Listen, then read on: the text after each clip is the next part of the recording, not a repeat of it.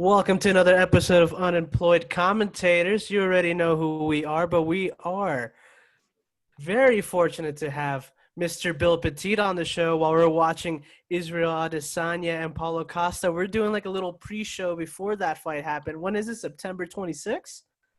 September 24th. 24th. 26th. No, 26th. Right. All right. I was right. I remembered. So before that, we're going to be watching Yoel Romero versus Paulo Costa and Israel Adesanya versus Anderson Silva. We're going to be studying their footwork, whatever they did on that fight. And then I think we should be actually talking about like our opinions before or after the fight, Gary. Before, dude, I'll just let you right now. I think Israel's going to win the fight. Same. I'll let you know. I think so too. Yeah, me too. But I don't think it's gonna be no knockout. I think it's gonna be like one of those fights where you're like, man, he won, but like, Yeah. Like, when he was in the court, what fight was it where he's like, I'm ready to die? I was like, this fucking guy's different, dude. Gatlin? I think it was. Which one? Yeah, bro, that was a great fight, bro.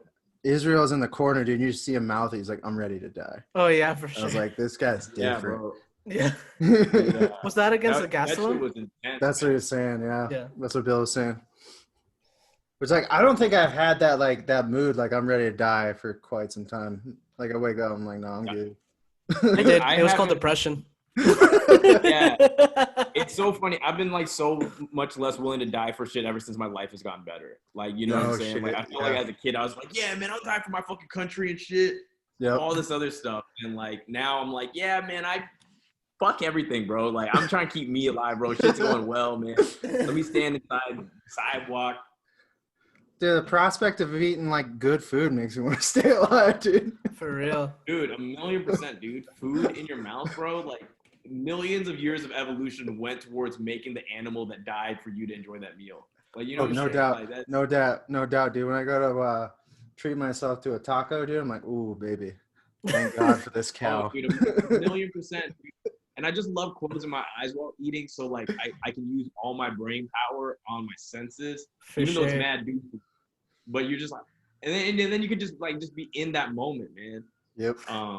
Yep. Viktor Frankl, when he was in the concentration camps, he said that like the happiest moment of his entire life, this is a guy who's had kids, was very successful, was when he found a scrap of chicken in a soup bowl.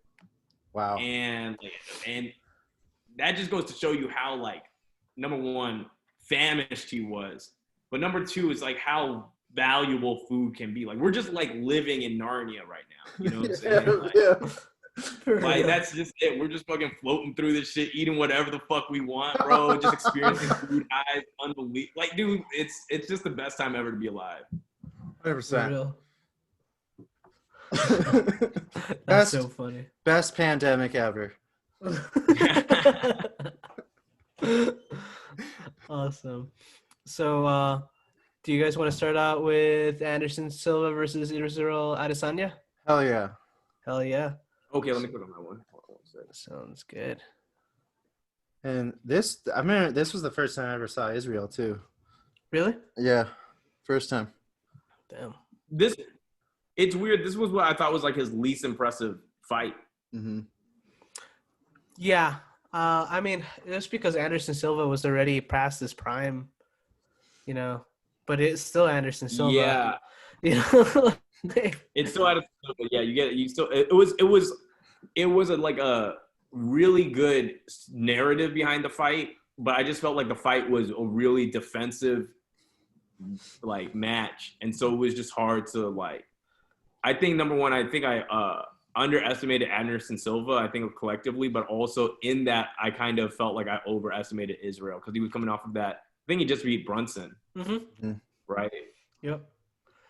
And the thing is that if you have a fight between two counter strikers, it's never the most exciting fight. No. They're just waiting for that one jab to counter strike out of that, and they're just like they're both like like just faking at each other, and it almost looks like they're dancing in front of each other, and it's just like, can one of you guys throw a leg kick at least? It's like watching a porno with two prudes. You know what I'm saying? They're just like, oh, like, are they gonna make a move? Are they not? Are they not? Are you guys ready to start it? Oh, that's just a sitcom. That's what that is, man. Yeah, I think we're ready. You ready, Gary? Yep. All right. This is Israel Adesanya and Anderson Silva. Awesome. So while we're watching this, you just recently released a book, right? Yeah, man. It's called Power Bible. It's it's been actually good, man. We've already sold and made like $1,600 off of it. So in like the first couple of weeks, that's increasing, man. That's awesome. That's why I don't want Trump to ban TikTok, bro. Sole promotion, bro. On that shit, bro.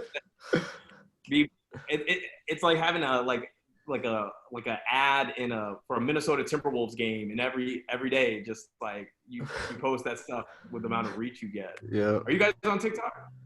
I was on TikTok for a little bit, and then his shit, like when Trump started banning it and everything else, I was like, fuck it, dude. There's no point. Yeah. I'm gonna stick to what I know. There's no point.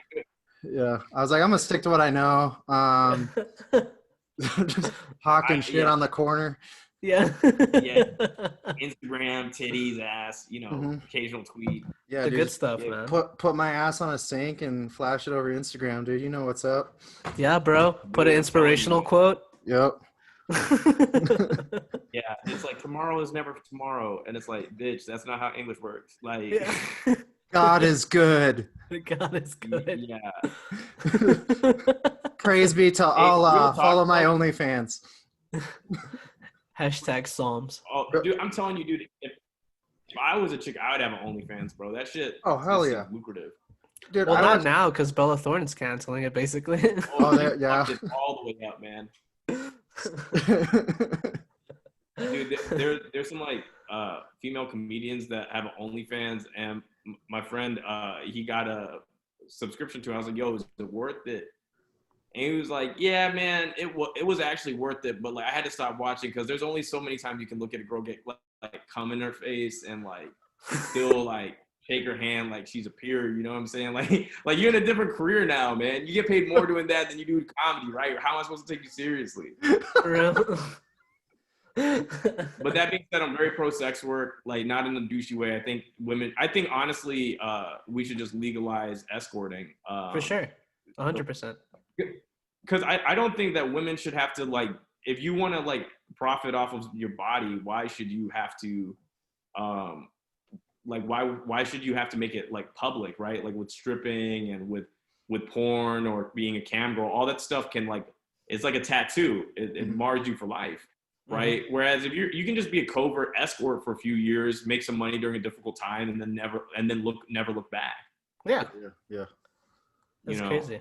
On a similar semi-related note, if you could pay like UFC fighters to come fuck someone up at your school who was bullying you, that would be dope. Dude, I would, man, bro. If that would be so fucking lit. That's such a good idea for a sketch.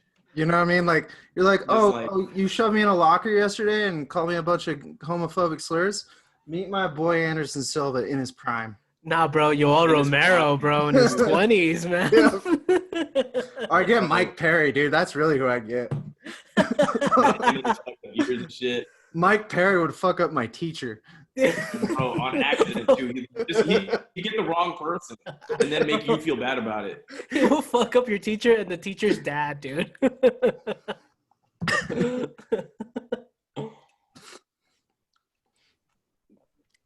One sec. Let me pull down a couple other things. So dude, I think Actually, there's a lot. Daniel Cormier fight.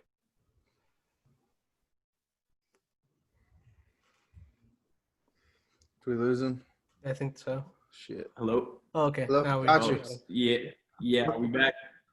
Yeah, I'm not Okay, editing yeah, that out. sorry. I want everyone to see the ugly side of this.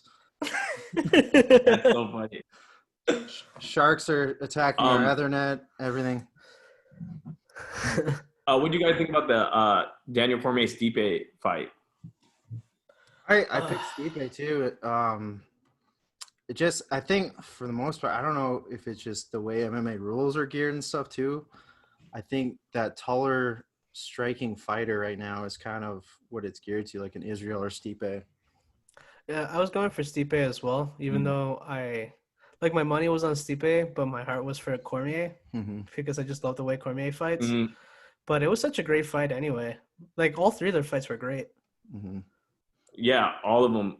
I mean, dude, Cormier is a fucking G. I always fuck with him because he's sub 6 foot, bro. I don't like, I don't really be fucking with, I believe guys under 6 feet tall are the master race. And so just seeing him.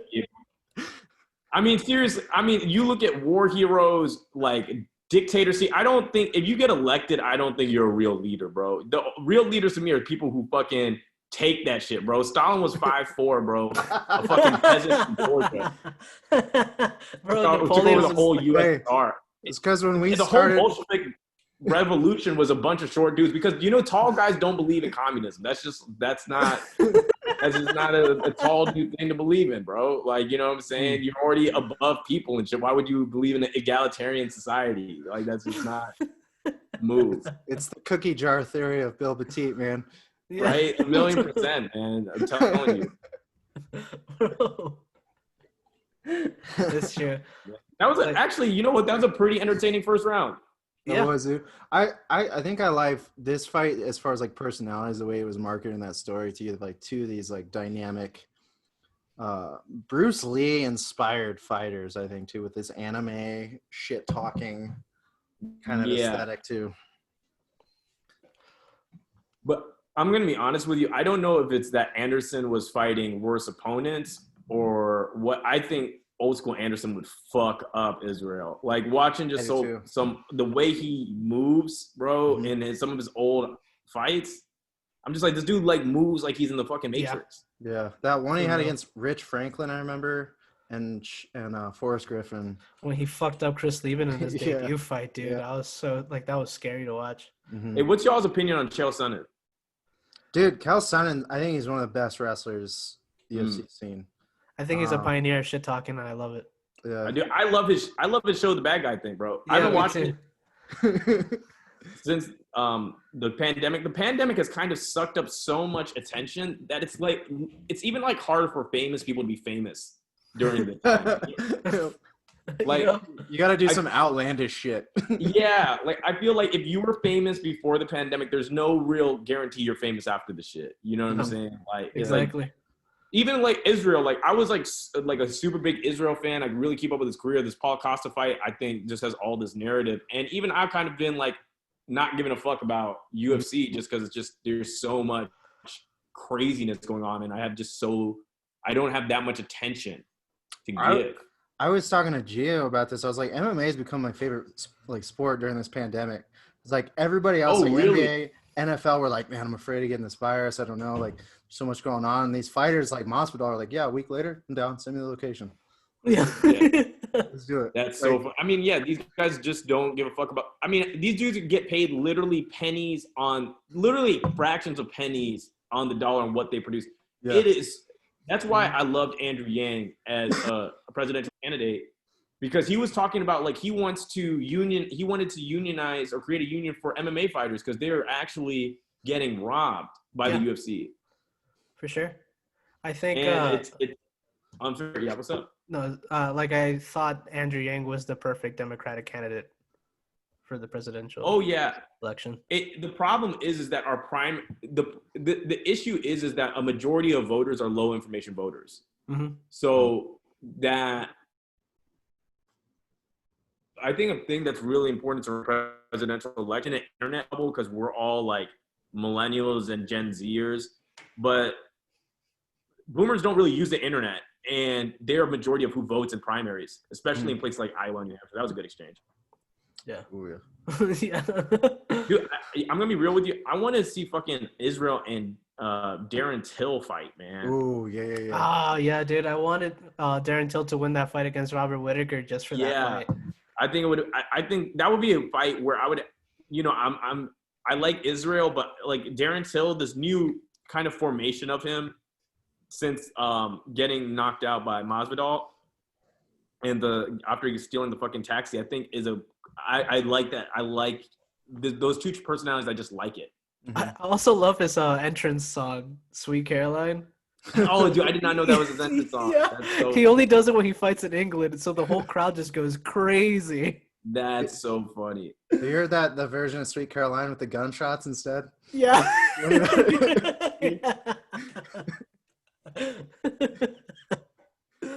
That's such a Sweet Caroline.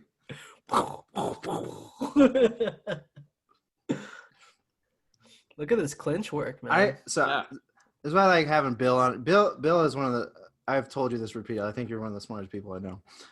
Hey, thanks, man. I appreciate you, bro. And None of my teachers agree. Well, I like to counteract that and say like I'm one of the dumbest people I know. So, bro, that's not at all the fucking truth, bro. How have you been? Like, we haven't really fucking talked since we fucking hung out in New York. Oh, dude, a lot of working, buddy. I mean, shit, kind of like what you've been doing, just keeping busy. And I get it too. Like when you put your nose to the grindstone and kind of focus on shit, it's hard to kind of keep stuff in your mind, I guess, with people. But I'm like, people are always in my heart for sure. 1,000,000%, man. Yeah.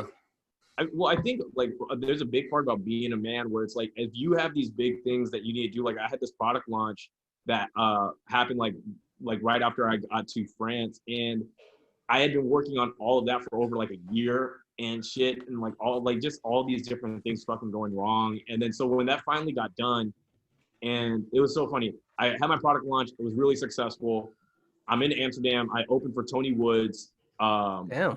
Great show. And we're joking about Corona, bro. We're like, blah, blah, blah. I'm like, yeah, Corona's hard for me because I like fucking Asian bitches. Like, that was like, I'm like, that's how I judge how hot an Asian chick is. Is she worth getting Corona for, bro? Like, that's. And then, number one, let me qualify this statement by saying that's not what I actually believe. I know that Corona is colorblind, and I know that blacks are actually overrepresented in being infected in America. That being said, I love how being a comedian, you say. Dude, I love how being a comedian, you have to say like a little like side, like, by the way, I don't really believe in this, and then you say the joke. Dude. So one of my best friends, one of my best friends who I did the product launch with, just got called out by Jerry Seinfeld, the New York fucking Times. Jerry Seinfeld wrote a fucking op-ed about him because he wrote that New York is done forever. Was it the Stand Up NY? Yeah. That's like my fucking best friend, right? And and then Jerry, he was like, man, like, I believe what I wrote, but like I was also just writing like a fucking catchy headline, like, you know what I'm saying, and it's kind of like that same comedian shit where it's just like people are gonna hold you to your premise, and it's like my premise is not just because something's my premise doesn't mean it's my reality. Mm-hmm. Yeah. No, I think it's. I mean, we lose track of hyperbole and exaggeration as a rhetorical device too. 1,000,000%. I think that's why it's like important that it's context and not content. And I think like in a weird way, like rounding it to MMA, like Kel Sonnen was very much good at that and getting and using that. Well, I mean, I don't know if a Chael could exist in a contemporary space in the same way. Like, actually, here's the thing. I don't think MMA fighters can really get fucking canceled because never. Them dudes, like, there's something savage about the shit. Mike Perry is still employed with the UFC after punching an old man in the face, knocking him out. That's so funny. I mean, same with Conor, man. I mean, Conor threw that dolly. Like, headline, UFC fighter works off the clock. That's the only problem, dude. Yeah, that's so funny. Yeah, you just want them to just keep it in the ring. I mean, John Jones, bro. Yep. And here's the thing. I want to be a John Jones fan. I really do. Mm-hmm. But then he always like just makes me not his fan sometimes. I think He'll there's just do something. I'm like, man. I said something to this with Gio too the other day where I was like, dude, John Jones was like actually like out of any like professional athletes talking about like protesting and stuff, like this motherfucker was grabbing spray cans from kids and kids weren't fighting back. They're like, oh, yes, sir, we'll give it to you. I actually saw him in the protests in Albuquerque. You know what I mean? He was Like, just picking really? stuff up. Yeah. Yeah. Well, I'm glad he did that. That's what's up, man. Yeah. I mean, whoever his PR person is. Yeah, did a great job for sure. Good look. It's a good look. For sure. It's like, I'm gonna tell you what, bro. Like, it's crazy during like I watched. This is probably me getting shaped by the Chinese government, but like I had a lot of my views change on this stuff because I definitely have never been conservative, but whenever the riots started happening, initially I was like, oh man, that makes us lose our narrative and blah blah blah. And I was so worked up about it, and there were all these TikToks that kind of like surfaced where people were saying like, hey, look, like part of you getting more mad over the destruction of something that can be rebuilt is actually part of the fucking problem. And in capitalism, you have to destroy, or in anything, in order to make a real protest, you have to destroy something that the culture finds as valuable. Mm-hmm. And for us, that's capital producing markets. That's why it feels so spiritually offensive. But you see that, like, my friend St. James made this point where he was like, Will, like, because like there was like 1 million people gathered in Paris. All over the world, people are gathering together. Would they have done it if there was no riot? Probably not. Yeah. And so that's the other thing. And also, I didn't even realize this. Martin Luther King, the Civil Rights Act didn't get pushed until he was assassinated and the people rioted for 7 days. Mm. And so I think there's been this mythos of civility transforming laws or making change within the country. And I don't think that's always the case. That being said, I don't support fucking looting. I think that's fucking dumb. But once again, I always make the equivocation when people are getting so mad about the looting. I was like, dude, do you not understand that, like, dude, $1 trillion mysteriously went into a bunch of select businesses' hands that didn't need the fucking money. Yeah. And I think, there's something it's so easy to understand how wrong looting is when you see people break down a Coach store and clear it out. You know what I'm saying? Yeah. Just clear it out, and it looks egregious. You don't see that happen when you see the transferring of money from the Fed into bank accounts of people who didn't need the PPE. I agree with you in many ways too, because I think what I've talked about this, I think what's kind of irked me the most is like we're fighting each other, and it feels so misdirected. Yeah, 1,000,000%. And that's one of the things is like, dude, that's false consciousness, man. I mean, you have a bunch of people with health insurance fighting to not have health insurance. Mm-hmm. You have a bunch of people who would definitely greatly benefit from a wealth tax placed on the people making over $50 million, who will defend to the death those people's ability to have that, because we believe in the myth of the meritocracy, right? We believe that this is something that's perpetuated within American culture, that we believe that everybody has the job that they have or has the money or abundance that they have because they earned it. Mm-hmm. And that's perpetuated with institutions. Like there's such a big coalition against affirmative action. And this isn't so much to say anything against affirmative action, but like, it's to say like, look, so one of the constant examples is Harvard. And when then you think about it, 40% of their class is legacies or people who paid endowments. 40%. But we're going after the 6% of black kids who are going to the school who scored 30 points below white and Asian kids, and so there is this kind of, it's really, I think that was a really astute observation, that we are constantly turning on each other. And it's because that we don't see how we're being silently, or the invisible hand is shaping our lives. Yeah. This is a beautiful moment right here. I was gonna say, like, I'm like, hey, why don't we have UFC fights for getting into schools? Well, what's more honest right there, dude? For real. I mean, dude, who wants it more, right? Yeah, who wants it more? I swear to God, like, I'm telling you, I would stab someone in the kidney to fucking go to Harvard or Yale, bro. And I wouldn't. So you earned it. Yeah, exactly. I would, bro, right there, bro. Like that's 100%, dude. Yeah. Just, this was actually good. I'm gonna tell you, this was a lot better of a fight than I remember it being. Right? I think I was let down by. I think the hype was too high, dude. You know what I'm saying? It was one of those things where it just couldn't live up to. Hype ruins a lot of fights and even movies, man. I think from a technical standpoint, like, I mean, just watching him too, it's like Anderson obviously like still has it, dude. But there was so much respect. I think I've talked about like certain fighters when they respect each other more. Like there's a little different animal that comes out when they fucking hate each other. That's when you start seeing those just brutal fights. For real. Oh yeah, I mean, dude, fucking Ben Askren and fucking Masvidal.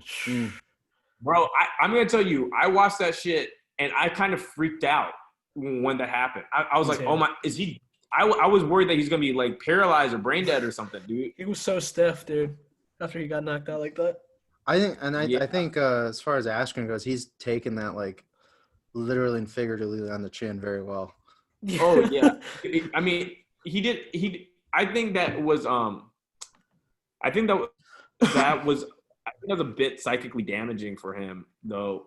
Like, but for that knockout being so tremendously bad and public, I don't think he would have retired that quickly. Yeah. I think it was after that Damian Maia fight though that he just got choked out and out grappled, and he's like, "Well, I'm not the best grappler here." Yeah, he's like, "Well, I'm not the best grappler, so I'm out." Yeah. I mean, I think it takes a lot. All right, I got the Paulo Costa. Dope. This, as I remember, this fight it starts like 3 minutes in, right? I think so. Yeah, we'll start from the top. I don't give a shit. Yeah, that's fine. It gives us more time to talk, actually. Yeah. Okay, awesome. Are you guys ready? Yeah, I'm ready. Yeah. In 3, 2, 1. You know, it's funny. Joao Romero walks out to a Juan Luis Guerra song, like a very a very classic salsa song. It's so good. And he was we talked a lot. What's up? Wait, what do you guys think about Mike Tyson and Roy Jones Jr. fighting in a couple weeks? Dude, I'm so excited. Yeah. Because I mean, not from a fact of like, wow, they're in their prime or anything like that. And it's not like Chuck Liddell getting back in the ring with Tito Ortiz. I think these two guys understand where they're at and like why they're not doing like full rounds. It's good that like there's still, I think on a cultural perspective, that there's still a lion in you even when you get older. They could not only you could use your fighting for good and use your skill set for good and charity too. So I'm like, fuck yeah, dude. Tyson looks great though. I'm all about it. 1,000,000%. And I think, dude, there's been few people who I think when I take a look at Mike Tyson's hot boxing with Tyson, which I think, dude, it is such a treat. Like he had Scottie Pippen on there. And I'm like, bro, they're getting like blazing up in here. Scottie Pippen is hanging out with Mike Tyson fucking high. And they're fucking just like, there's a genuineness of the kind of conversations that they're able to have in that time that I'm like, this would have been impossible during your prime to have this type of conversation and me be privy to this. I think Mike Tyson's like his just knowledge of the world, I think is kind of comes through where he's one of those guys. I think we judge so much on accent and look and appearance and past discretions, but this is a guy who referenced Hannibal. You know, this is not a dumb man. That's true. Not at all. I mean, well, one of the things too is that he's really led a story of redemption. I mean, you know, I think there is no greater public mar than rape and going to jail for rape. You know, and you know, I mean, you know, I'm not going to speak on the incident or the things that surround it, but like just to watch him repair his image after serving his time, all the public outbursts, the bankruptcy, it's been really cool to kind of watch that happen. And also him talk about his relationship with addiction. Yeah. You know, and something that I'd never wish on anybody, man, the loss of a child. Yes, the treadmill accident, right? Yeah, such a transformative thing that I truly do not wish on anybody. Yeah. And that's something I think when he did his live show, his one-man show too, I think it was a man who was very taken advantage of too by a lot of people. Mhm. Like Rodney King. Yep. Was it Rodney King? No, that was Don King. Don King. Yeah. Yeah, Different my play bad. black dude. Yeah. My bad. Well, I mean, dude, I just don't think he had the infrastructure to deal with like because I mean, what was it? Custamato. I think when he Customer could, he died. when you have a mentor of that level, it actually takes place of we watch the same thing happen with Tiger Woods. Mm-hmm. There's a vacuum there. You actually had that person's presence making up maybe 30 to 40% of who you were. Mm-hmm. So when that vanishes, all of a sudden you're responsible for that real estate. And when you're one of the most famous and most powerful people who's ever existed, dude, there's going to be a lot of terrible people crawling that corner. Yep. Mm-hmm. There's I firmly agree with that. I think it's on a similar related level, but like when I see people lose their parents, it's very similar in that aspect where they have to figure out who am I? Yep. Who am I? Dude, I'm gonna tell you, like, I knock on wood. I haven't lost my parents yet, but the idea that I have to live on without them in it, I think we don't really think about that level of sorrow, right? Mm-hmm. That's just that's a wound, that's never gonna heal, and it's every win is less sweet because they're not there. Yeah. Right. And it's it's just there's something so final about death that I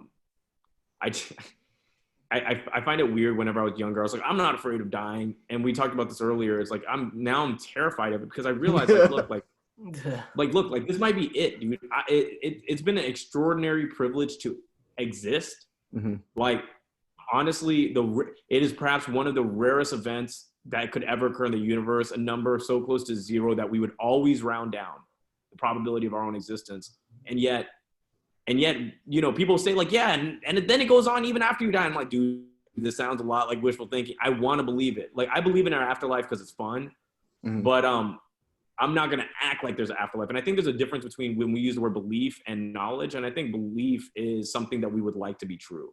Mm-hmm.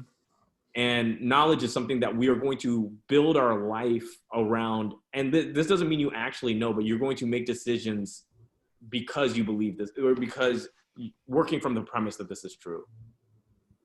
Yeah. Right. Like, I'm going to walk across the room because I know that my legs work, but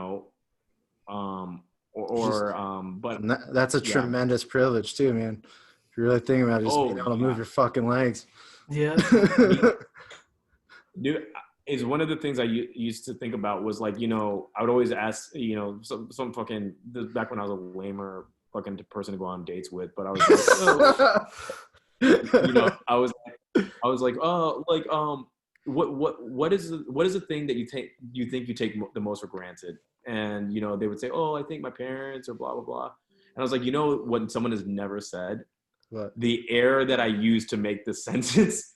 Like, the fact that you're fucking, no one thanks the fucking air, bro. And no one thanks their fucking lungs. Your lungs have been a fucking OG this entire fucking time. No time off, bro. Yeah. And people just don't even think to thank it, bro. There are people's lungs who just fucking quit. Just like, nigga, I'm out. I mean, same with kidney. Yeah. I think like this sport too, like, I mean, like any sport really, like what I always enjoy about when you get that good lung blow and you're just grasping for air. And that's all. Oh yeah, that body shot, dude. That's all you can think about. Or that ball shot that he just got. Oh, bro. Can you get a little bit grasp on this? Yeah. So this has to do with the ball shot. Yeah. So this actually has to do with the fight. This is actually like contextually significant. So I'd seen this girl, and she, like, one of the things she did was, like, when I was about to, like, come, she, like, grabbed my balls, and it felt like really good, right? So I tried it on myself earlier this week. Where I was like, that felt like, I was like, let me we get this, and so like I'm jerking off, and I grab my balls, but guys, like, mind you, I deadlift almost like 500 pounds, so my grip strength is quite different than her grip strength, and I push, and then all of a sudden I finish, and I'm looking down, and there's a lump above my dick, like in my pubic region, and I'm like, is that always been there? And then I feel my ball sack, and it feels like lighter. Like it's like missing something. No, dude. And I'm like, no fucking way. No, So dude. I just like push it, and then my ball slides back down from my pubic region back into my nutsack. And I'm like, holy shit, what the fuck just happened? So I call my friend Jay, and I'm like, dude, this just happened. And he starts Googling it, and I'm like, and I didn't think that this, and like, it's like it's supposed to be like, you're not supposed to do it, but it's not like uncommon.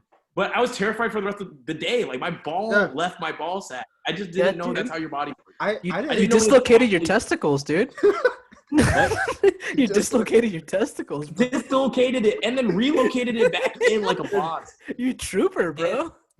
Dude, I'm gonna tell you, man, like, not a pleasant feeling. We'll never squeeze my own balls again. And honestly, if I ever go that way, we'll never squeeze another dude's balls. My hands are too strong. I think when you get I really feel like when you get a nut injury, that changes your perspective. Like when you're a kid, you're all playing like nut tap games and stuff like that, left and right. Yo, yeah. I got kicked in the nuts so hard out of the blue one day. It turned blue when I was in 8th grade. I had to go to the hospital, dude, and I was like, I just hope I can jerk off and come. Because I just hope I can get someone pregnant. Yeah. I'm like that's like so. I'm like, oh my god. It's so crazy. So it's weird. Like a lot of girls, like, you know, when they're asking like, oh, what's your thing? And I'm like, you know, I'm just like into just like trying to get you pregnant, but like terrified of that reality. But like the 100%, like one girl was like, oh, so you have a breeding fetish? And I'm like, I think that's just sex. Like, I think that's just like why are we just calling the functional purpose of sex that? But like, yes, there's a reason why we look at hips. You know what I mean? 1,000,000%, dude. To me, it just feels like a waste to not try to get someone pregnant every time you're having sex. That's why I only have sex with like rich women who have like UIDs. IUDs.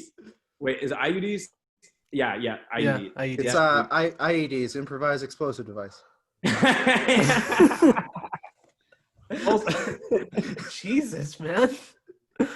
Now we're gonna get investigated now, bro. Right, dude. That's why I'm never running. Dude, I'm gonna tell you this, dude. I'm never running for office because I've said I've thought about like what, you know, if I were to get canceled for anything, what would it be? And it'd definitely be for things I've said. And I don't know. I've said so much bad shit, and I've messaged it. There's like such a blueprint against everybody.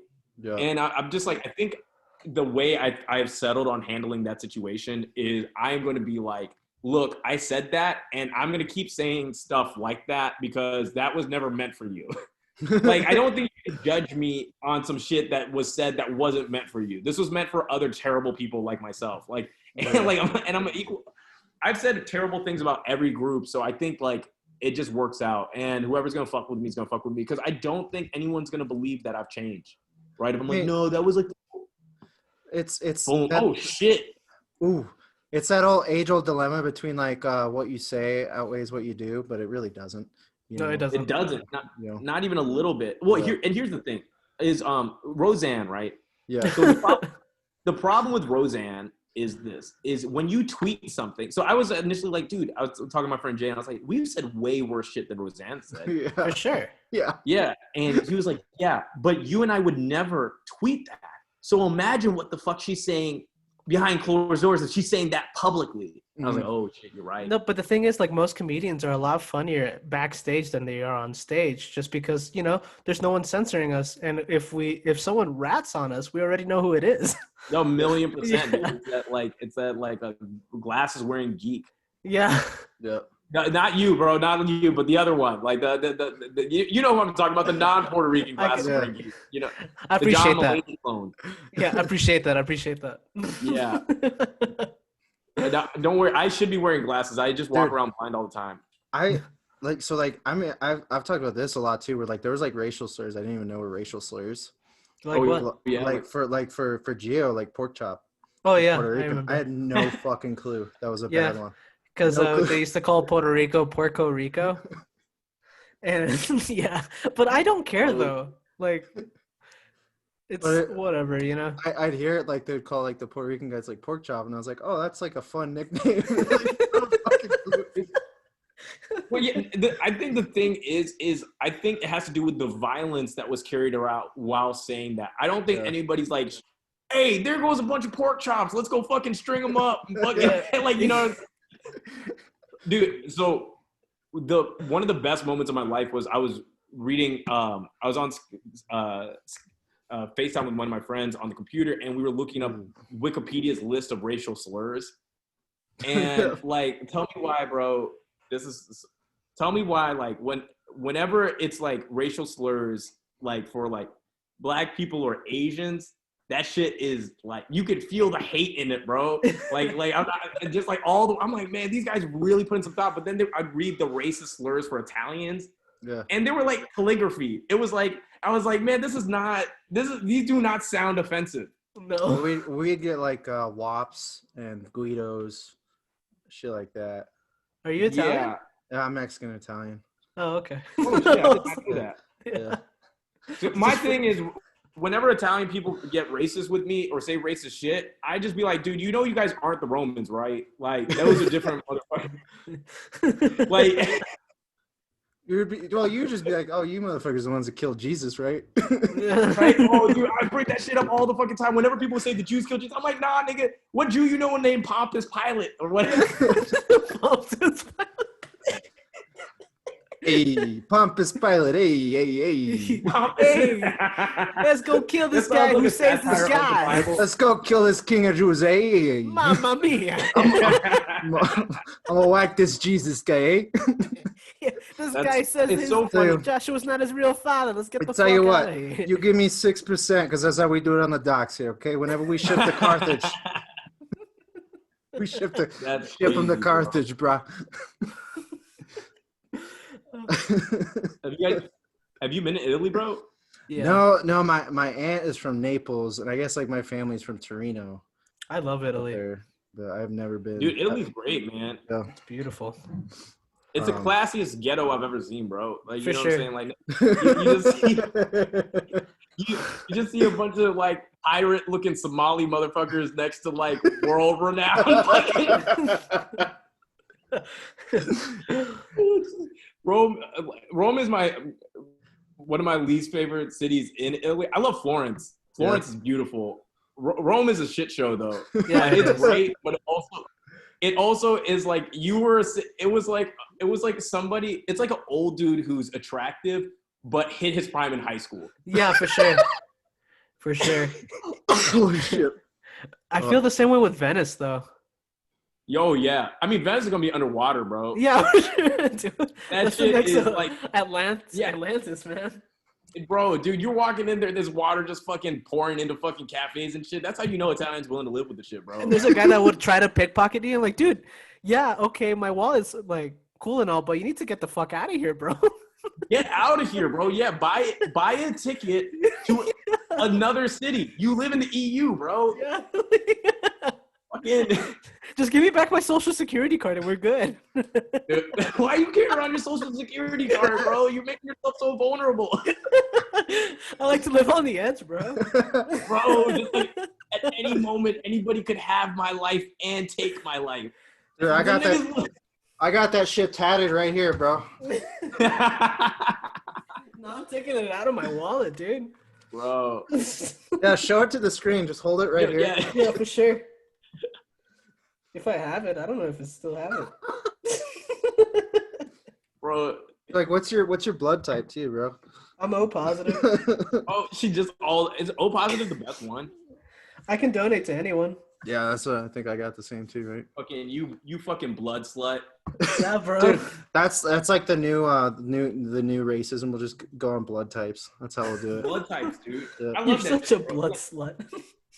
Well, here's the weird thing is like, bro, the most racist acts in history have all been carried out by people of the same race. You know what I'm saying? Like genocides are always the people who look almost exactly the same, bro.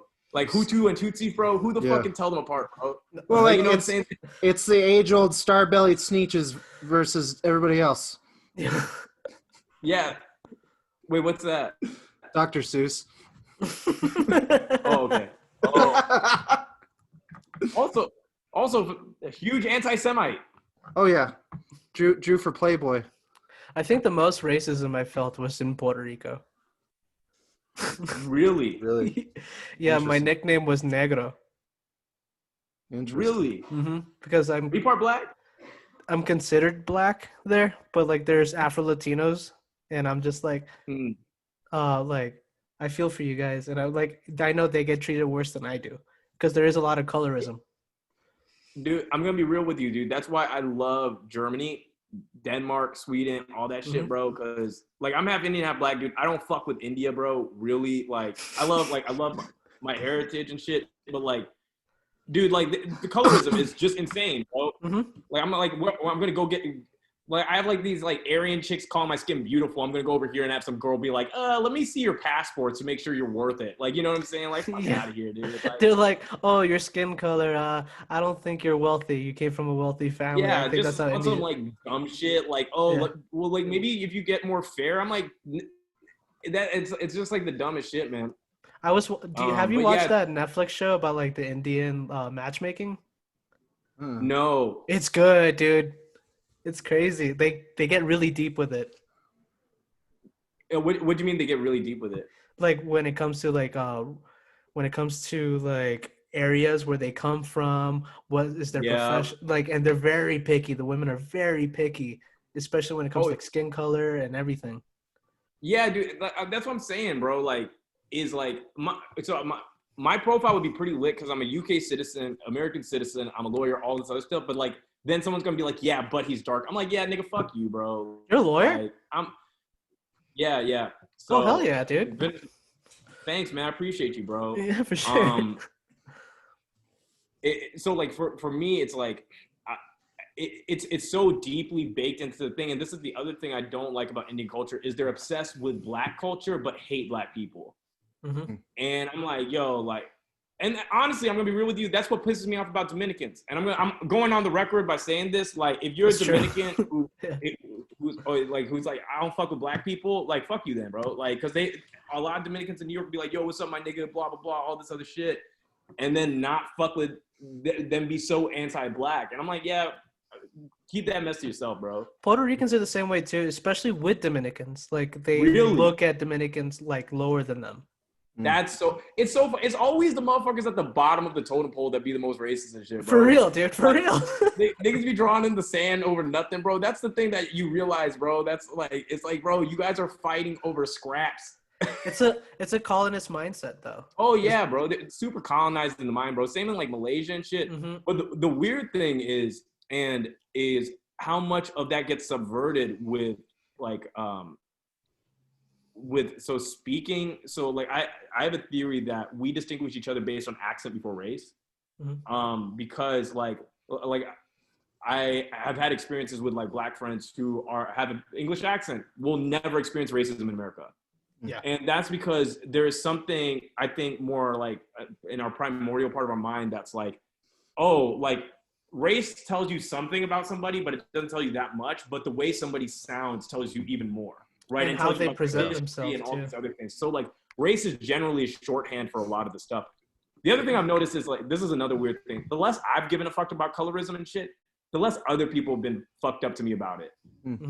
But I don't know if that's because I've gotten better looking, just more awesome over time, so people overlook it more, or you know, because it's hard to fucking know. For sure. I think you hit some on the head. I've seen this in a study before. They talked about how people sound versus how they look in many ways. Like Asian Americans with that stereotypical accent, for the most part, people are very racist towards that. And then when they sound like you or me, no problem. I very much think it's like how you pronounce it. Like even when you're a UK citizen, like the thought process between like Cockney versus other accents too. There's a very different. I even get backlash for. Dude, you look at English dudes from the UK, like London, bro. Them dudes fuck mad bitches, bro. Like everywhere they go, bro. Like them niggas is just fucking wrapped in hose, bro. And you're like, what? They're on cheat codes. I remember, dude. It was so crazy. So I would talk to some Indian dudes when I was doing some postgrad work, living in London, and there'd be these Indian dudes who just didn't understand why all the white chicks there were going with black guys because they were coming from their colorist mentality. So they were like, but I'm like lighter than that guy. Why is he? And it's like, they're white chicks, bro. If they were gonna go for somebody light, they would have just gone for a white dude, bro. They're not gonna like. Yeah. It's like already not part of the equation. But you're right that like the way that somebody sounds, it just communicates so much. And I think like I have a bit that I haven't been able to try out because I thought of it during quarantine. But I was like, man, like I like rappers like Future, they dress with like Gucci and shit, you know, to convey that they're high class. But if Future just started talking about the phenomenology of spirit and the dialectic imperative, you know, in the middle of a fucking interview, nigga, it would beat out like all the Rolexes and gold chains, bro. Like Future's with dreads and all. I definitely feel like when you start, it's like that idea of like talking to people who talk about other people. That's like low on the totem pole. When you talk about ideas, that's the big thing where people are like, wow, you're blowing my mind with this kind of shit and structures and new abstract ways of approaching life. 1,000,000%, man. You like, you're kind of like when you're an architect for these ideas, you put them in people's head and they're like, oh shit, like I never looked at the world like that. But I think a lot of times people are limited by their vocabulary. And I think it's something we don't stress on enough in our education system is like every word is literally a psychedelic experience. Like, especially like if you really understand some of these words, bro, you're like, oh fuck, it's unlocking your mind in all these different ways, like to really understand a word. And I just don't think we really teach people how magical language is because we take it for granted. I think like there's certain, I think certain colloquialisms and idioms too that really spark a different idea in my head too. Like even just hearing a word like happy hour, completely different thing to very different people. Yeah, I think of drinks. But where at too. Yeah, exactly. A million, dude. Yeah, happy hour at you know, a lot of people said Romero won this fight. Romero, I don't think so. Yeah, now I rewatched it and I think Costa won that fight for sure. Yeah, he was definitely. I think Romero had moments, but that's a weird thing. Romero will have some moments, and niggas will always be like, "Yo, he won, bro." Yeah. You fucking. I felt that way that Volkanovski and Holloway fight, the second one, because people were like, oh, you know, Holloway won. I was like, Volkanovski controlled that fight the last 3 rounds. You know, it's funny. I had an argument with Carlos Condit that night. And he's like, Holloway was robbed. Like, he knocked him down. And I was just like, but dude, he was controlling the fight, though. It's John Jones has won 2 fights where I really don't know how he won them. And no, Thiago Santos won that fight even with 2 fucked up knees. Yep. Yeah. And also, I'm going to be honest with you. Who was the last guy he fought? The tall dude? Reyes. I think Reyes won that fight. Me too. And I think that's why he stripped himself from the belt and go to heavyweight because he can't keep up with these guys that are hunting for him. No, dude. I think there was a like a reckoning on both of those where it's like, oh shit, like I'm slower and I don't have gear, you know, to bridge the gap. Exactly. I firmly believe that like when I was wrestling too, it'd be a big difference even between 165 to 74 and then 184. Those like 3 weight classes. And there's just 20 pounds, but there's a huge fucking difference. You know, it's funny. I competed at my first tournament coming back to jiu-jitsu was 170. And then I competed at 139 after that. Damn. And it was such a huge difference, but I felt more in control at 139. Oh, yeah. I mean, I don't do any of those things. But you can deadlift 500 pounds. Well, I was going to dislocate nuts, dude. I do have done powerlifting competitions. I have always just still come in last place because whenever so I compete in the 147 weight class, and the dudes in there are just still way stronger than me. And also, it's a lot of dudes. So I'm 5'9", and these dudes are like, I would like to say like 5'6", 5'7", but their limbs are short. I have like a 6'1" wingspan. And so for bench, I'm like fucked, you know. That's true. Yeah, and like Dude, there's just a lot of strong people. Dude, powerlifting, I'm going to tell you, and I bet jiu-jitsu's like this. You're just surrounded by so many good motherfuckers because, like, when someone beats you, they just beat you. Yeah. You know, it's just like you got beat. Like, you know, it's not like any ambiguity. And it's like it doesn't matter how much you train, doesn't matter how much you like work on it. If someone's just actually naturally talented and has at least 50% of the work ethic you got, they're gonna beat you. That's just how it is. That's just how it is, man. I remember, like, my dad told me that with basketball. He's like, son, like, I don't doubt you'll be very good at basketball if you keep practicing all the time, but you will never be good enough to play in the NBA. Mm-hmm. And he's like, it's not just that you won't be tall enough. He said you literally lack the fundamental, like, hand-eye coordination, like athletic intelligence. Mm-hmm. You know, you're not good at dancing. These are all things that, like, people who perform at this level are good at. Like, you know. And I love, like, that's like the thing. They're like dancing. Gotta make sure. Because, hey, I've seen LeBron hit a three and go right into a boogie, and I'm like, that guy's got some rhythm. Rhythm, but rhythm matters, bro. Like, dude, speaking of which, dude, it was amazing to me that the NBA protest, dude, they're using all NBA arenas as places to vote during the 2020 election. This is fucking huge. That's smart. Dude, I think that the Toyota Center in Houston, correct? That was their owner too, is a huge Trump guy too, and that was like one of the things they were talking about, like a big concession for him to give too. Yeah, I mean, you know, it works against that voter suppression narrative, dude. But, like, here's the thing: is Texas isn't in play. Mm-hmm. It's really big for Wisconsin,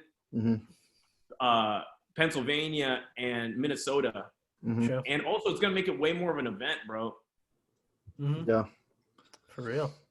Which is kind of interesting. I'm curious to see how it's going to look with COVID too, like how they're going to structure it. I don't know about you, but, like, I like the economy of design in some ways, like how Temple Grandin kind of influenced like cow structures going through like rows and following like fences and stuff. And, like, even when you go to the supermarket, like, why are like the perishables on the outside, the stuff that's needed?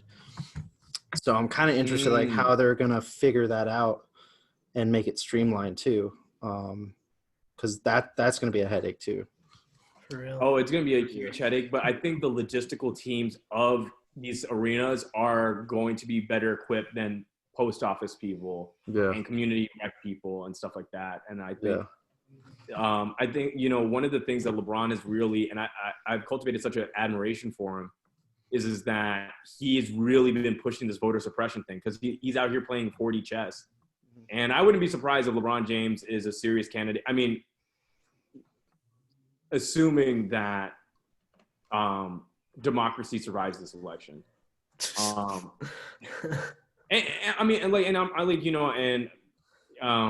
don't want to turn this too political. It's just that you look at the RNC, Republican National Convention. It was 6 members of the Trump family, right? That's dictator shit. There was not one former president there. Those kind of things, the way that this is moving, I'm not saying that he's going to be Hitler or anything like this. And once again, I think he's actually a nice person if you meet him. I heard every account I've read on Reddit of people actually meeting him in real life. There's all good accounts. But I think that there is something about his constitution and his ethic that does not like relinquishing power. And I think that the mantle of being president enables him in a way that's very scary. And the current Republican Party in its current existence is feeding it in a way that could lead us down a very, very dark road. I think it's such a shitty time too, because the Democratic candidates for office too is not helping. Dude, so here's the thing is, once again, I think a lot of millennials and Zoomers, we assume that the main people who are going to vote are middle-class white people. Mm-hmm. And they don't pay that much attention. They know Biden is like Obama. They have an uncle that looks like him. You know, you don't look at Biden. These are the benefits of Biden. He doesn't look like revolution. He doesn't sound like revolution. So when you see him, like when the Republican Party is trying to make a really strong push that like Biden is the lawless, blah, blah, blah. You just don't see it. It doesn't fit that aesthetic. Now, if it was Bernie, we would have a fucking problem. Yeah. Because that's the language and rhetoric that he's been using.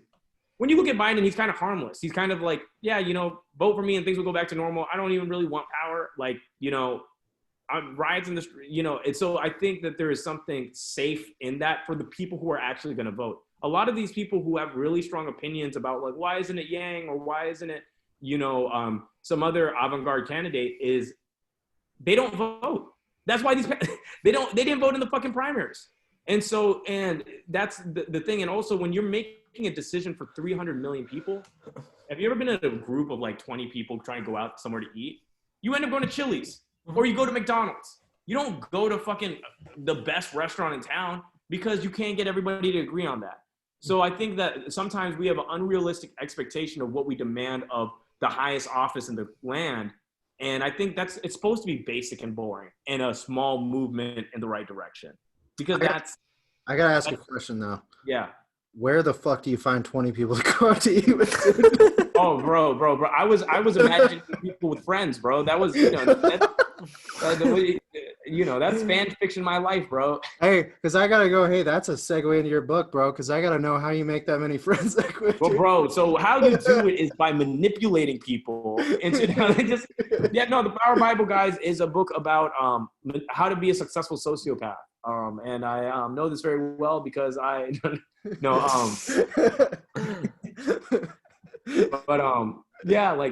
I just think there's a lot of this stuff at play. It's gonna be interesting to see what ends up happening in November. I just hope TikTok doesn't get banned. That's my big one ticket thing. Like, dude, there's so much shit where I'm like, hey, just don't ban this. We're good. I think that's what I get out of. I'm like, why is everybody trying to demand shit? What's the fucking problem here? What the fuck is the problem? Why? Since when is child pornography bad? What, like 6 months?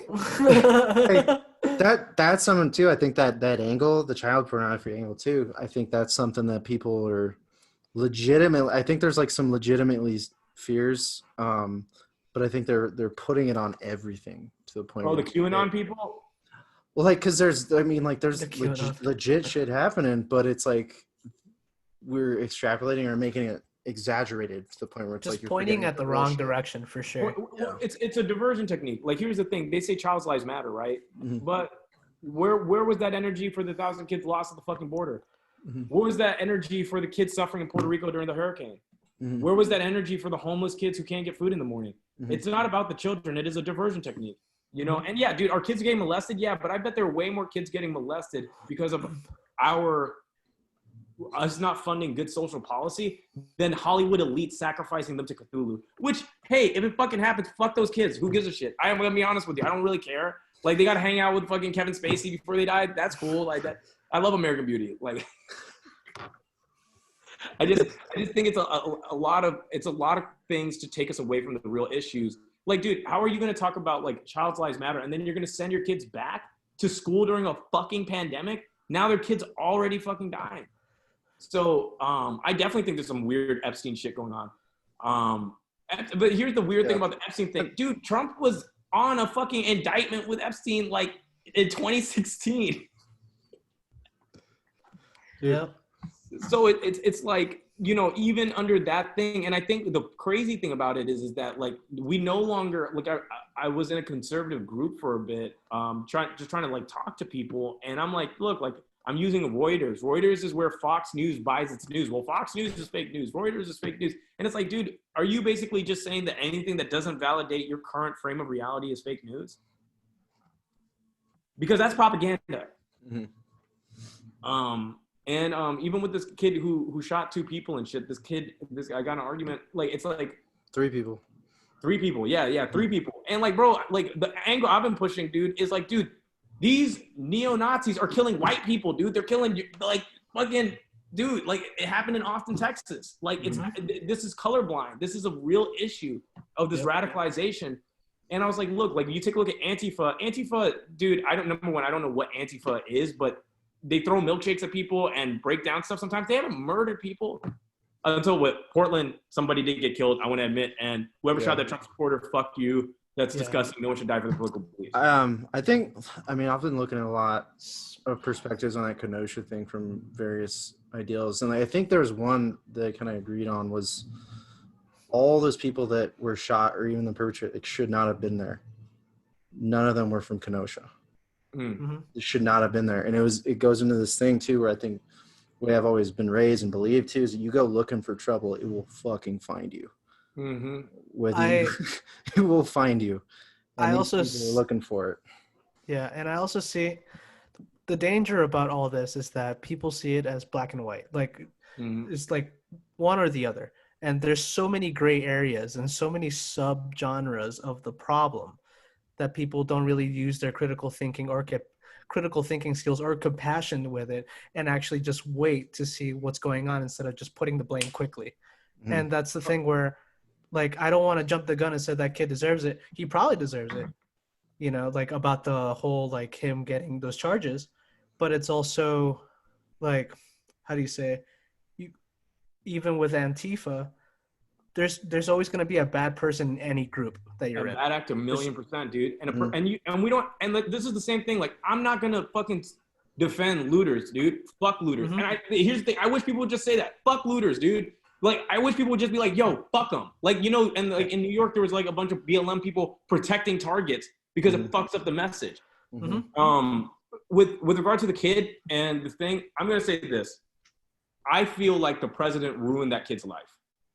Mm-hmm. When the president said, pick up your guns and defend our towns, he cost that kid his whole fucking life, right? Because I'm going to tell you, as a 17-year-old looking for fucking meaning, apparently the kid wasn't that smart. He had already dropped out of school. He's looking for fucking purpose, right? And he doesn't have any. He believes he's the hero in this movie. Mm-hmm. I have empathy for it. I have empathy for him, but the problem is he has a mom who drove him out there, armed him with a weapon. And like, look, like here's the thing: people have ruined their lives in a matter of seconds, all over the thing, and he's not any different. Mm-hmm. You cannot claim self-defense with you cannot lethally use lethal force for a non-lethal threat. Yeah, that's the problem. There was no lethal threat for the first shooting. The second one, he was an active shooter. Mm-hmm. Now, is it an unfortunate circumstance? Do I even think that the kid like? I don't think he's evil. But I do think, look, no amount of sob story is going to bring back those kids, those kids, the other people's protesting lives. Mm-hmm. And the scary part about it is that it's funny that like, you know, there's a big freedom of speech movement within the conservative, the right-wing pundits. We're the freedom of speech people. Yet they're the ones who are telling people not to assemble. Mm-hmm. They're the people telling you, if you don't like it here, you can leave. So it's what I find constantly and consistently is what I call it's a lot of political hack. There's like no consistency. They're willing to adopt whatever argument if it works for them in that stage of time. But they're not about freedom of speech because they're not respecting people who are going out there practicing their First Amendment. I think I just recently read Tribe by Sebastian Junger, and I think his last chapter, not to spoil the book, but it was talking about like what is the most common cause of divorce, and it's contempt. And I'm paraphrasing, but he's talking about throughout our history as humans, the right wing, the left wing talk about which side's right, and he's like, here's the thing, they both are. You need people in your tribe who are you're gonna be like, hey, we don't need freeloaders. We need people, everybody contributing, but you also need people to understand, like, hey, some people need help. Yep. And 1,000,000%. Yep. And I think we get so divided from the top. 1,000,000%. Yeah. That's all I got to say on that. I think you've hit the nail on the head. Yeah. Well, I think number one, I do agree that you have to. I think this is the problem. Is I do agree that hey, we need dude. I'm more of a centrist, more of the time more often than not, right? And I believe that both sides should be represented. But there comes a point in time where, hey, the logical conclusion of a lot of the ideologies that are coming forth now are really scary. Mm-hmm. Because fundamentalism, where it ends is ethnocide, genocide, and femicide. Mm-hmm. we've seen we watched it happen in Afghanistan in the 1970s, right? And so, you know, where I do believe in freedom of speech, I believe you should be able to represent your ideas and things like, but when you start marching down the road of excluding people, they have a sign up ICE police force where you can not even be a government official and make citizens arrest for people you think don't look like they're supposed to be here. Yeah. We've seen this before. That shit's some dumb shit. I firmly against that. What? I'm firmly against that shit, dude. Yeah. Firmly, and that's what I'm saying. Like, if someone's like talking about conservative policy, like, hey, look, we need to defend the business owners and top earners so that they continue to innovate. I'm here for that discussion, right? But if we're talking about like, hey, like mass deportation, not allowing people in with certain religious backgrounds, all these things. If you allow that kind of rhetoric to prevail with freedom of speech, you eventually lose your ability to have freedom of speech. I think honestly, like the most contempt I have for other people is Raiders fans. That's maybe it. That's so if I'm being You're real. not wrong, Gary. Are they in Vegas now? So they're in Vegas now, but I really feel like this, dude, like race, all that stuff. But the minute I see you wear a sports jersey of a team I don't like, like that's when I start getting more tribal. I'm like, fuck this guy. I want to rip that jersey off and burn it. In the book Moral Tribes by Robert Greene, I think not Robert Greene. But he talks about how we distinguish based on clothing before race. Because you never came across somebody of a different race for prehistoric man never saw anybody who probably had any different phenotypical indicators. But you did notice anybody dressed different than you, because that could mean they're from a different tribe. They might have more status or whatever. So we're more cognizant of the clothes that people are wearing and what that communicates. Yeah. I think like your racism is justified when it comes down to fucking hating Raider fans. It's biological. I was gonna say that, dude. I think it's like little shit too. We've talked about uglier on this podcast too, where I think I see like a cauliflower and I'm like, ooh, this guy, I can talk to this guy about different shit. You know what I mean? For real. I think you with your jewelry too and your earrings, like Bill, I think you're the most like self-transformative person I maybe have come across. Where, like you've been like you've noticed it too. You're like, man, I look like Michael Jackson here. Yeah, bro.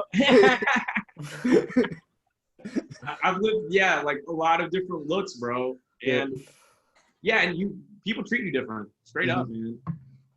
It's funny because so much of your identity is about who people allow you to be. It's only like there's like 50% of what goes on internally, but there's 50% of what character other people allow you to play with your current aesthetic.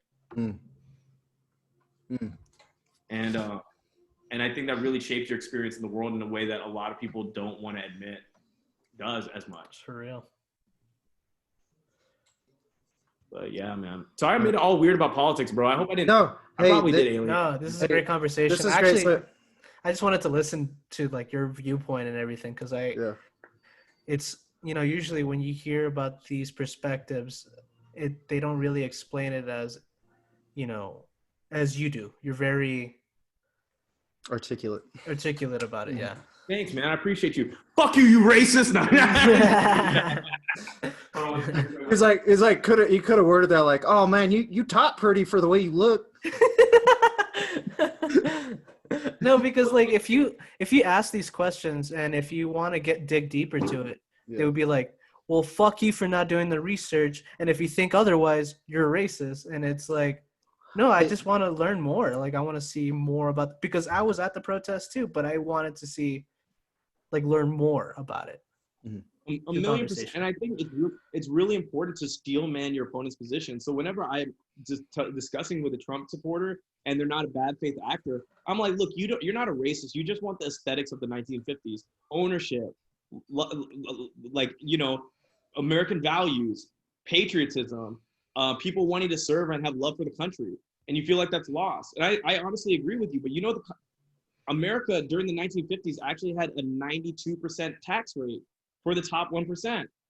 And most of the countries that have the aesthetic of the 1950s now, Sweden, Denmark, Norway, the Netherlands, all of which were high home ownership, all of these things that you like, have a lot higher taxes. And so where you're representing their argument to them well, you're not trying to straw man them, but you're also pointing out like, hey, that was got through a means that they're not advocating for right now. And that too is Dwight Eisenhower in his kind of mode on that too, with more tax incentives for hiring in the country too, and hiring different people. So you lower the taxes for those people. So it's like, essentially like, yeah, you want to enrich the community around you, you got to invest in it. Mm-hmm. A million. And I think there's a narrative of, I did this all on my own that permeates the American mythos. I did this on my own. Mm-hmm. And that it's like, you're part of this community, you're part of this net that help exalt you. Like, I know people who, the scary thing about India is you could work hard every day of your life and have nothing good happen for you. And that's just like not the case in America, but it's becoming more the case in America. Mm-hmm. Would I say that the American dream is dead in America? No, of course not. There's tons of people who in one generation are able to make a lot of money. But is it shrinking people's ability to do so? Yeah, I think so. I think it's a lot more difficult now than it was before. Mm-hmm. And I think the quality of life for the average person in America is lower because we're not paying attention to how these corporations and entities are inflicting us. I want to piggyback on that. I think a lot of that's kind of like our cultural mythos is right individualism. And I think that's been attacked as a myth lately, but I think there's very much something to that. But when you look at Westerns, right, and how that ideology is kind of spread, even if there's a lone gunman, they're always working with other people. That's never been the case. Like when we talk about the Magnificent Seven as a cultural kind of landmark, it's a landmark movie both I think both ways the way you look at it. It's about people coming together and bringing their own individual flair as a team. And I think that's, to me, what community is. I think that's been lost. Mm-hmm. Yeah. Just the idea of cooperation, the idea of, and also I think this is the thing is I think the world is getting very complex and people would rather listen to a simple answer on how to solve those problems and listen to the right answer. Yeah, because the right answer involves a lot of words and a lot of ideas that are scary to them.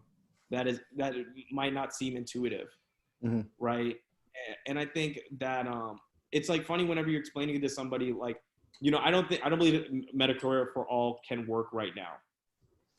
Just with the current system, I would love it, but but when you try to explain to somebody like you are paying for other people already with insurance, but you're also paying for like a CEO. You're also paying for all these other people, profit incentives and shareholders and all of these other things. So you're not only just paying for other people's sicknesses, you're paying for a bunch of other stuff that you wouldn't have to pay for in a different system. Exactly. But the idea, and here's the thing that a lot of these frictions just come about because people don't like the idea. It's the concept of the welfare queen, right? Mm-hmm. And I have a bit where I was like, there's no bigger welfare queen than J.P. Morgan during circa 2008. No shit. What I'm saying? We bailed that bitch out, man. Yep. And I think that's something that we create these straw men of somebody who's very different from us that is abusing the system rather than being like, look, you're not thinking about the people who are just like you. That I remember one of my friends whenever the Obamacare debate was really big and I want to say 2013 or whatever. And he said, well, what about Shawanda with 9 kids and blah, blah, blah. I was like, what about a Robert who just graduated from college, has a lot of student loan debt and had appendicitis and didn't have insurance yet because he hasn't gotten a job. And now he has to declare bankruptcy. Yep. And now he can't find a place to live. My heart's breaking for these kids graduating this year. I really am. Wait, what? I said my heart's breaking for these kids graduating this year, man. Oh yeah, dude. A girl I dated, she's at Harvard Law right now. She's supposed to be working her 2L summer. That literally how much debt she's taken on to get fucked over by this pandemic, dude. You know what I'm saying? And the thing about the law is the law is just like a quagmire, like Quagmire from Family Guy. It's they don't give a fuck if you're old news after a while. Yeah.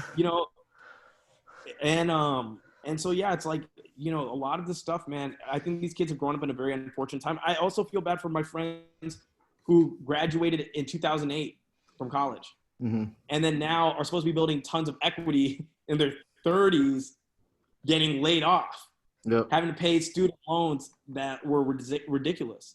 And I think one of the things that's unique to our generation is it's so rare in human history where the cultural capital of your parents could ruin your life. Mm-hmm. Where, you know, for your parents, it was universally a good decision to go to college. Universally. There was really no bad way to shake it. Going to college now could ruin your life if you don't do it right. Yep. Right? Like, there was a woman who had paid $80,000 into her student loan and still hadn't paid into the principal yet. Jesus. And you're like, fuck. You know, that she's not going to be able to fucking own a home for God knows how long. Maybe if ever. Yeah. Maybe that might be the reason she doesn't get married. Right? You know, I'm going to credit check my wife, you know, fiance. I fucking got to, bro. Shit, fucking getting a bitch with bad credit's the worst STD, bro. That's where polygamy is going to come into play. We'll just all marry each other. Right, just communal living. I was in a polyamorous relationship. That shit was a fucking headache, man. It was fucking exhausting, and it failed, and I ended up losing the girl I really loved, and I lost both of them in the end, and it was like I felt real. I'm gonna be honest with you. I felt really cool and snobby for a good minute. Yeah, I see. Like here's my problem with polygamy. I'd be like, which argument do we have with who? What were you fighting with me about? That's for real, dude. What was you were mad? Oh no. Stacy was mad at me about that. What were you mad at me about? Yeah, for real. All right, figure out who you wronged. Yeah, I'm like, fuck. Just so emotional labor, dude. I settled on this. I just don't think I'm rich enough. I think you either have to be like dirt poor, like hippie poor, or super rich in order to be like have a successful poly relationship. You can't have a cult, money. dude. You gotta have a cult. Dude, the thing is, I don't Charles like Manson bitches. it, bro. I don't like women who can't not like me. Does that make sense? When you're a cult, they're like your fucking slave or whatever. So it's like it's not even fun. Like I started this for the pussy, but it's just not. It's just not working. No, I want friction, you know, and all this other stuff. With being a cult leader, just seems the mental real estate of it. I've imagined it before, but I think it's difficult about the cult too.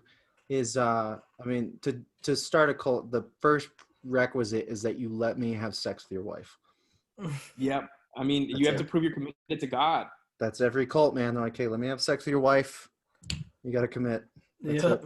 And I guess I gotta let him fuck my wife. You know, there was I forgot what I was watching, but there was this is a story from something I was watching. I just don't remember where I'm getting the story from.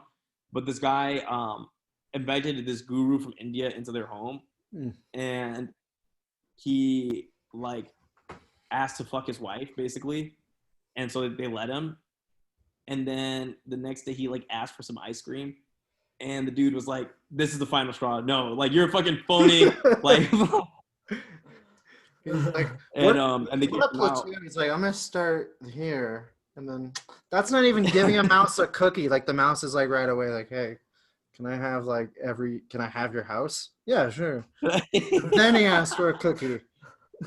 Can you refinance your home and give me the money? And then also, can I get a cookie? Yeah. For real. That was like, guys, I have to roll out, man. Hey. Yeah, dude, I appreciate having you on. We appreciate having you, bro. Dope. Yeah, for Dude, sure. I cannot wait for the world to open up. I want to see you guys, bro. Everybody here stand up, right? Yes, sir. Okay, dude. Let's fucking do some comedy when the shit fucking opens back up, bro. Please. Dude. I'm dying to get back out. Thank you for having me on, man. Thank you, man. Much, guys. Hey, if you guys liked what Bill had to say, man, check out his book, The Power Bible. We'll link that up in this episode. Find it on Amazon, man. Yep. And it's about winning the conversations that matter. It's very serious and pretentious. If you've heard me in this light and then read the book, you'll be like, why is this nigga – is this the same dude? I'm excited to read it now. So, dude, I'm telling you, man. Hey, man. Thanks, guys. Appreciate you. Peace. Thank you, brother. Appreciate you.